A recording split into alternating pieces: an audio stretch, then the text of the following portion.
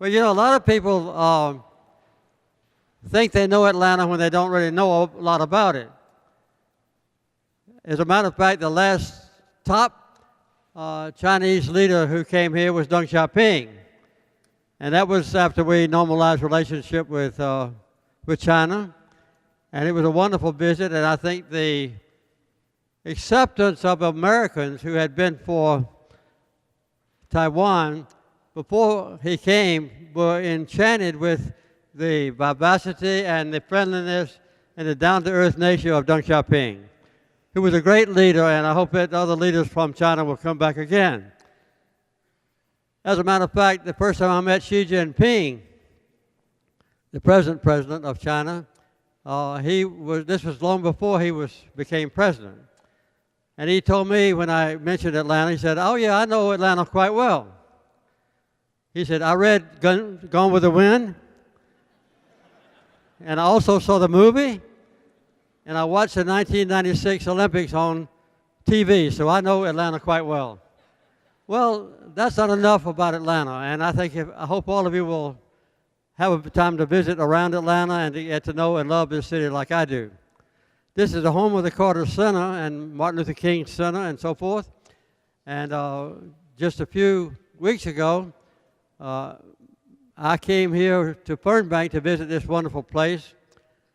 We had 43 members of my family who were here.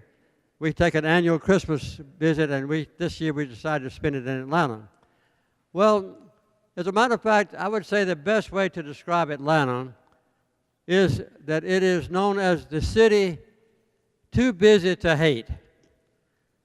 And I hope that the extremists, a few, in China and also the United States will remember that slogan, that the relationship between China and the United States is too important to be damaged or injured or set back by hatred or misunderstanding between our two countries.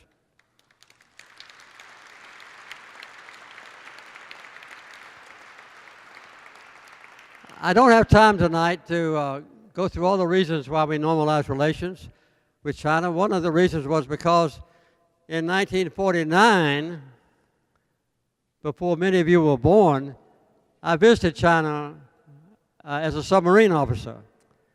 And we spent 2 weeks in China up and down the coast, and particularly in Tsingtao, which is now Qingdao. And a few months after that was when the People's Republic of China was formed. On my birthday, as a matter of fact, October the 1st, 1949, and Deng Xiaoping thought that was very significant that the People's Republic of China was formed on my birthday. So, just so all of you will know how old I am, I'm 25 years older than the People's Republic of China. So we had a lot of reasons for forming this relationship after 30 years of animosity and misunderstanding. And one of the things that Deng Xiaoping and I talked about was not only the openness and reform that has taken place to China's great advantage and I think to the world's advantage, with a massive increase in human rights within China itself, with freedom of people to move around, to make money and so forth, but also the outreach of China to almost every nation now in the world. But I would say one of the primary reasons was the fact that the Asian countries had been so deeply involved in wars for so long. It was a place of warfare. I visited the home of the Flying Tigers, who were there to assist China in the war with Japan in 1941, 1942, in that era. And then along a few years later came World War II, within which about 60 million people on earth were killed. And then came the Korean War. I was in the Pacific Ocean on a submarine during the Korean War. And then came Vietnam, in which my oldest son volunteered and was present in that war. Since 1949, Asia has known nothing but peace. And I would say that a large part of that is because of a good relationship and the mutual trust and confidence of the people of China and the people of the United States. So,